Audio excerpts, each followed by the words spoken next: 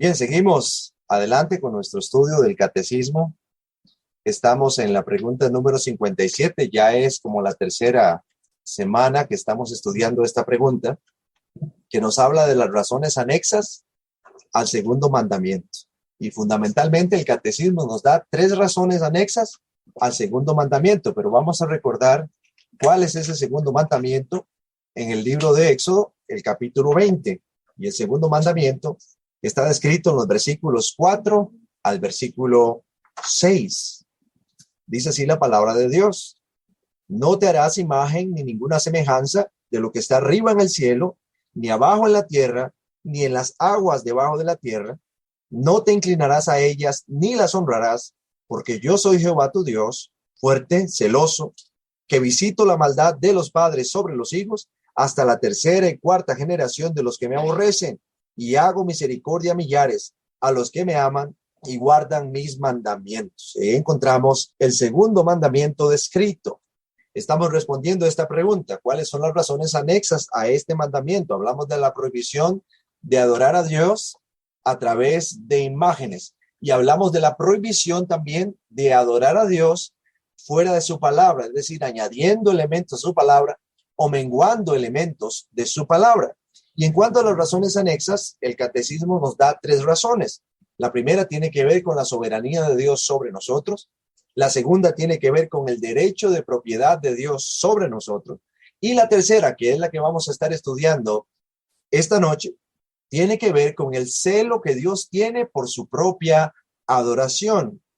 Y abra su Biblia un momento en Éxodo capítulo 34 y vamos a leer los versículos 13 y 14. Y dice así la palabra del Señor: derribaréis sus altares y quebraréis sus estatuas y cortaréis sus imágenes de acera, porque no te has de inclinar a ningún otro Dios, pues Jehová, cuyo nombre es celoso, Dios celoso es. Vamos a orar. Padre eterno, venimos delante de tu presencia esta noche. Te damos gracias, oh Señor, por la oportunidad de ver la luz de un día nuevo, la oportunidad de trabajar y ahora estar en nuestros hogares, listos para estudiar tu palabra y luego descansar, oh Señor. Gracias, oh Señor, porque siempre estás velando por nosotros. Gracias, oh Dios, porque siempre estás llenando nuestra necesidad, porque siempre estás cuidando de nosotros también, proveyendo, oh Señor, aún sanando nuestros cuerpos cuando estamos enfermos o dándonos contentamiento, oh Señor, para sobrellevar las enfermedades. Ruego, mi Dios, que esta noche que hemos separado este tiempo para estudiar tu palabra, tú puedas ministrar nuestros corazones, confirmarnos en lo que es verdad, confirmarnos en tu voluntad y darnos, oh Señor, el dominio propio para poder vivir dentro de los términos de esa voluntad en la cual tú te has revelado. Te ruego, Señor, que conoces a cada uno de manera particular, tú puedas aplicar tu palabra al corazón, a la mente y a la vida de cada uno, Señor, de los que se ha reunido esta noche y también de cada uno de los que va a escuchar esta enseñanza en cualquier momento. Oramos estas cosas en el nombre de Jesucristo. Amén. Derribaréis sus altares, quebraréis sus estatuas, cortaréis sus imágenes. Y luego Dios dice: porque yo soy celoso, mi nombre es celoso. Y por lo general en nuestro idioma, la palabra celo tiene una connotación negativa, pero el celo de Dios, el celo que Dios tiene por su propia adoración, no es algo negativo, sino que es algo positivo.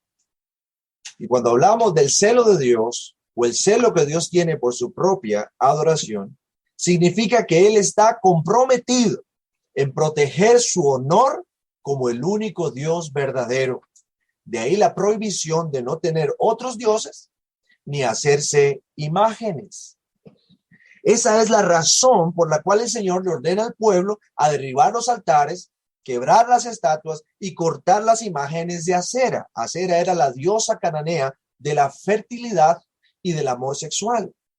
Y también les ordena no inclinarse a ningún otro Dios. Vean las actividades, las órdenes que ellos tenían que cumplir y las actividades que tenían que hacer en relación con esos dioses falsos.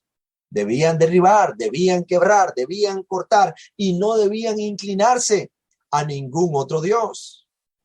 Cuando pensamos en la adoración falsa, hay que decir que la adoración falsa mancilla o mancha el honor de Dios.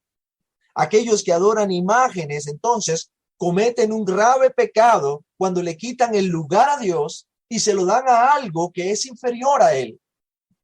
Algo que no posee ni siquiera por asomo la misma dignidad y el mismo honor que el Dios que se ha revelado en la creación, el Dios que se ha revelado en la Biblia, el Dios que se ha revelado en la persona de Jesucristo. Esa es la razón por la cual Dios estaba tan enfadado con la casa de Judá en los días del profeta Ezequiel. Ellos estaban cometiendo serias abominaciones. Estudiamos hace un tiempo atrás el capítulo 8 del libro de Ezequiel y vimos que ellos tenían un ídolo a la entrada del templo. Celebraban rituales paganos en la oscuridad, en habitaciones secretas. Lloraban a favor del dios Tammuz y también adoraban al sol. Todas estas perversiones en contra de la adoración santa estaban provocando a celos al Señor. Y como leños secos que se arrojan en una hoguera, estaban avivando la ira de Dios. Ezequiel capítulo 8, versículo 18 declara: pues también yo procederé con furor, no perdonará mi ojo, ni tendré misericordia, y gritarán a mis oídos con gran voz, y no los oiré. La ira del Señor estaba encendida en contra de su pueblo, porque ellos estaban cometiendo aquellas abominaciones que tenían que ver con este pecado, el pecado de la idolatría. Dios ordena que no nos hagamos ídolos de ninguna clase, que no nos inclinemos delante de ellos ni los adoremos, porque Él es nuestro Dios y es un Dios celoso. Y en Isaías capítulo 42, versículo 8, Isaías capítulo 48, versículo 11, el Señor dice que Él no entrega a otros su gloria, ni entrega su alabanza a los ídolos. Leamos un momento ahí, Isaías capítulo 42, versículo 8, para corroborar esto.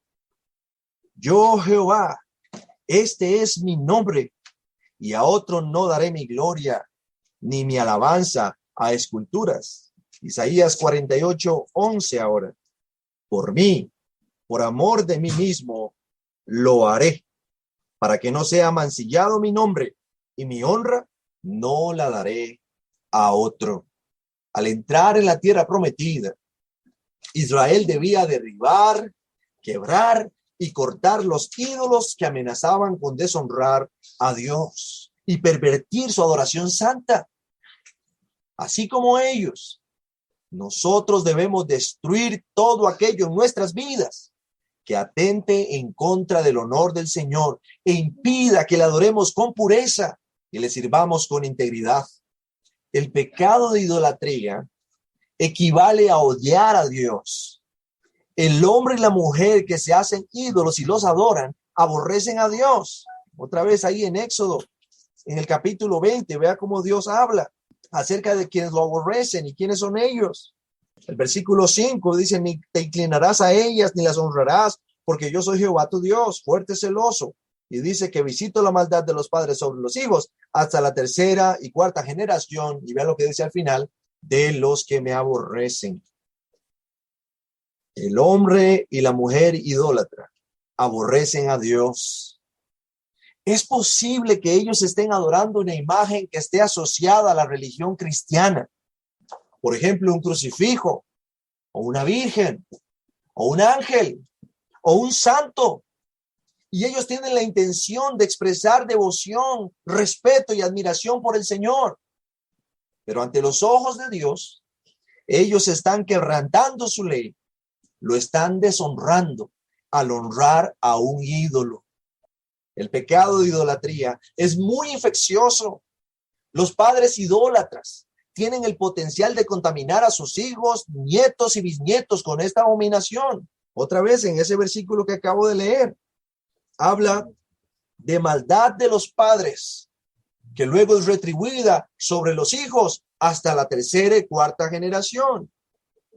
Nuestra Hispanoamérica fue contaminada por este pecado a lo largo de generaciones. Muchos de nuestros abuelos se caracterizaron por la adoración a imágenes. Sus padres y sus abuelos también fueron idólatras. Si no fuera por la misericordia de Dios que operó en nosotros, alumbrando nuestros corazones con la luz del evangelio, nosotros aún seguiríamos atados a ese pecado y nuestros hijos y nietos estarían bajo el juicio y la ira de Dios. Recuerdo que cuando era niño, conocí el pecado de la idolatría en la escuela a la cual asistía.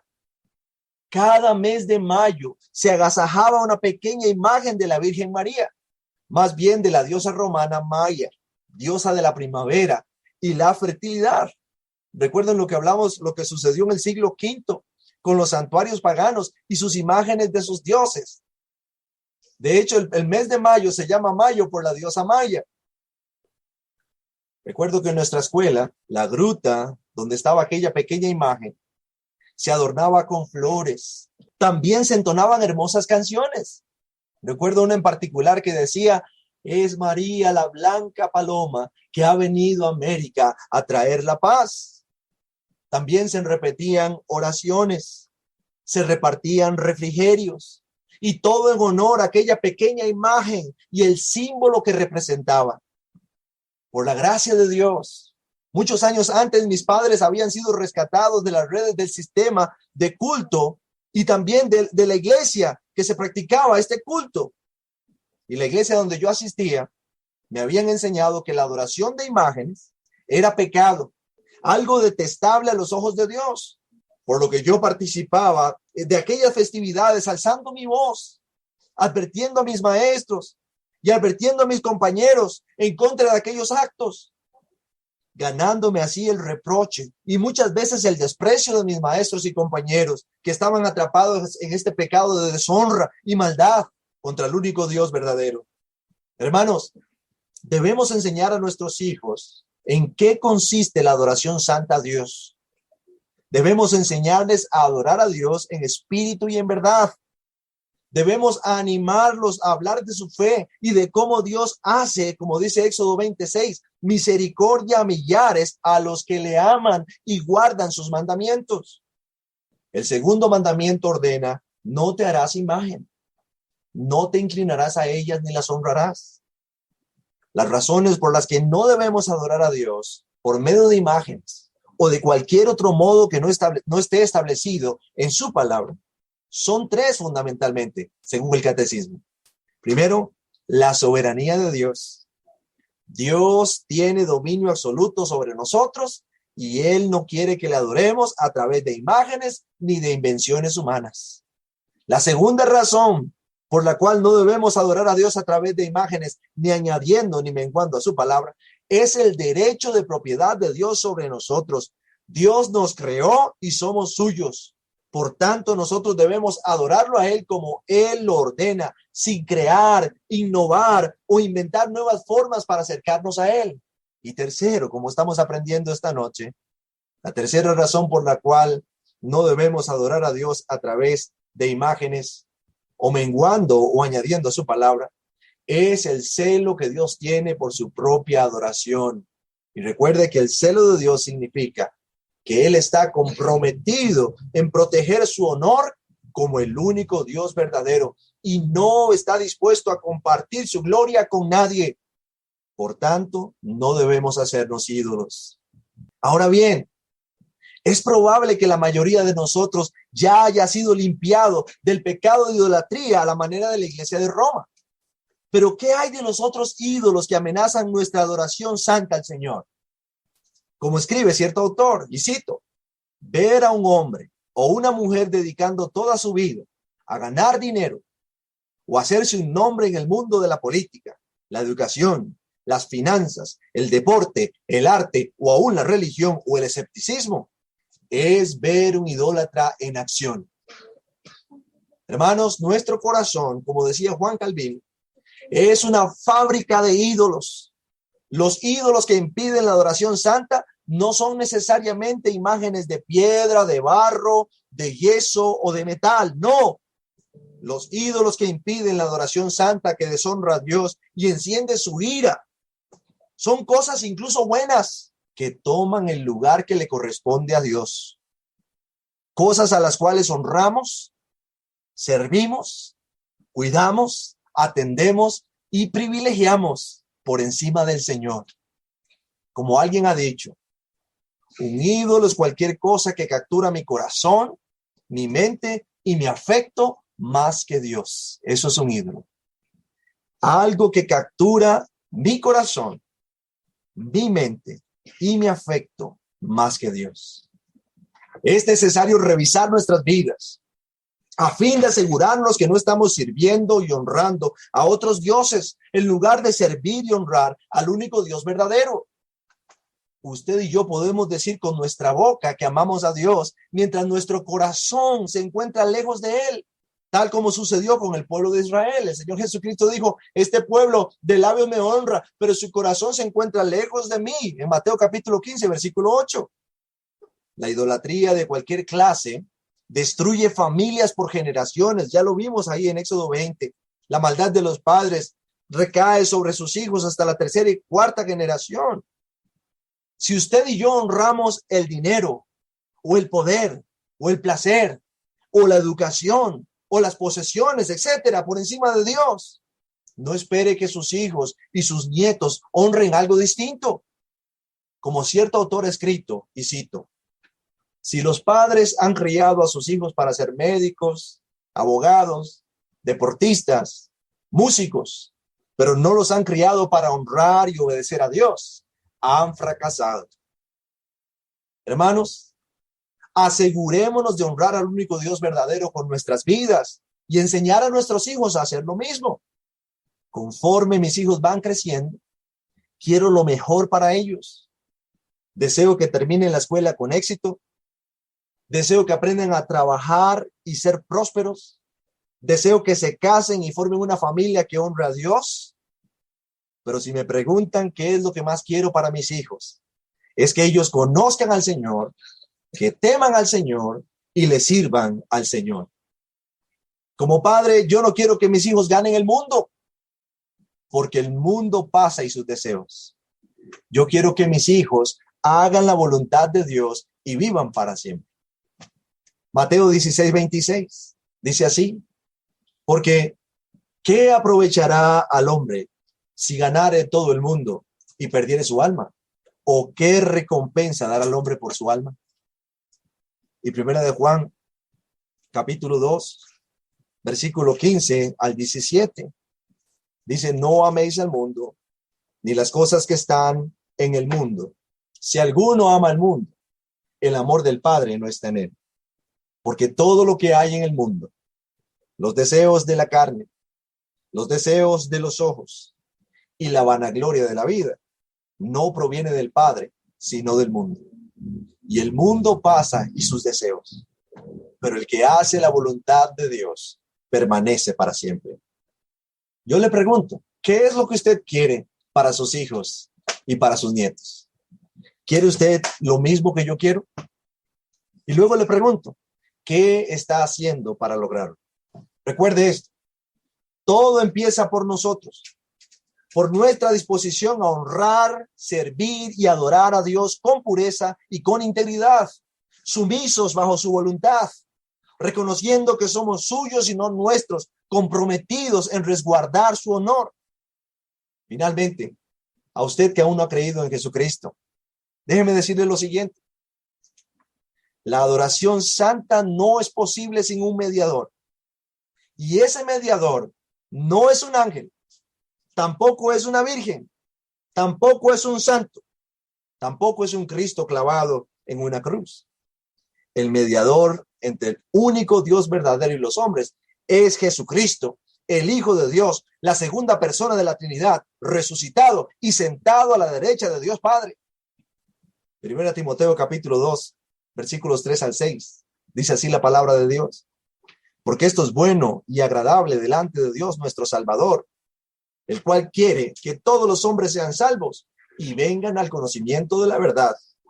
Porque hay un solo Dios y un solo mediador entre Dios y los hombres, Jesucristo hombre, el cual se dio a sí mismo en rescate por todos.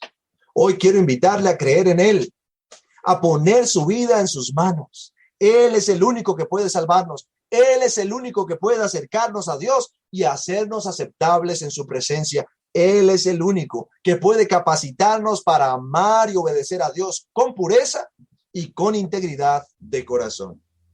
Quiero cerrar esta noche con una alabanza al Señor. Un canto que dice: como mi Dios, no hay otro Dios. Al contemplar los cielos y la tierra,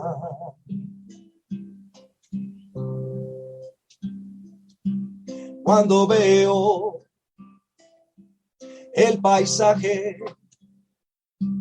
de la mar,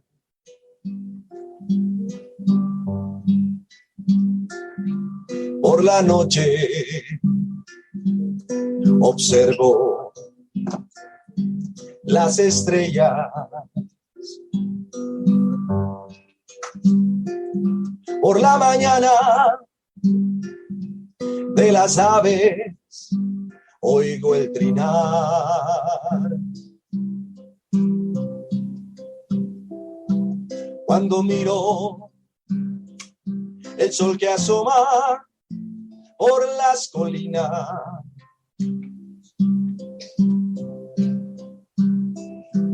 me admiro de lo que mi Dios creó.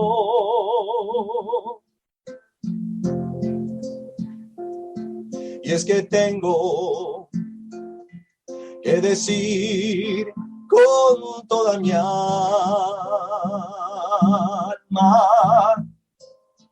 como mi Dios, no hay Dios como mi Dios.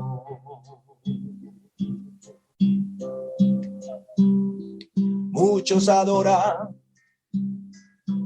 dioses de madera, dioses de yeso y hasta de metal.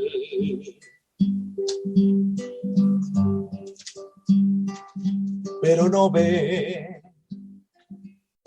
no oye y no habla.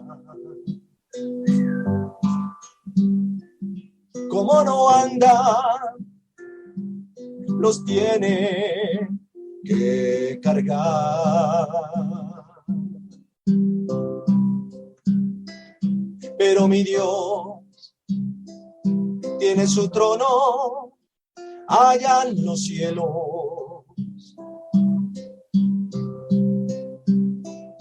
Y es un Dios vivo que escucha la oración.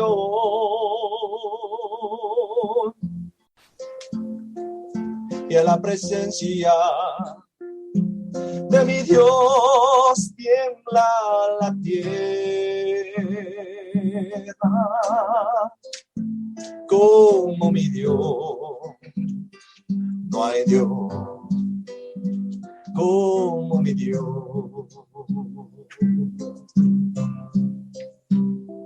Al contemplar los cielos y la tierra, cuando veo el paisaje de la mar, por la noche observo las estrellas, por la mañana de las aves oigo el trinar. Cuando miro el sol que asoma por las colinas,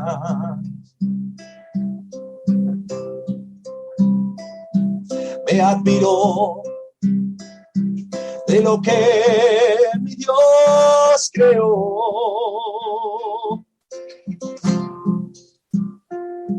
Y a la presencia de mi Dios tiembla la tierra. Como mi Dios, no hay Dios como mi Dios. Y es que tengo que decir con toda mi alma, como mi Dios, no hay Dios como mi Dios.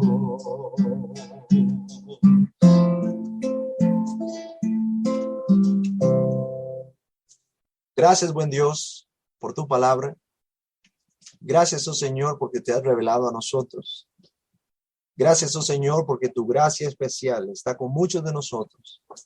Y ahora podemos decirte nuestro Dios, porque eres nuestro Padre. Y como dice Juan, es una muestra de tu gran amor para nosotros.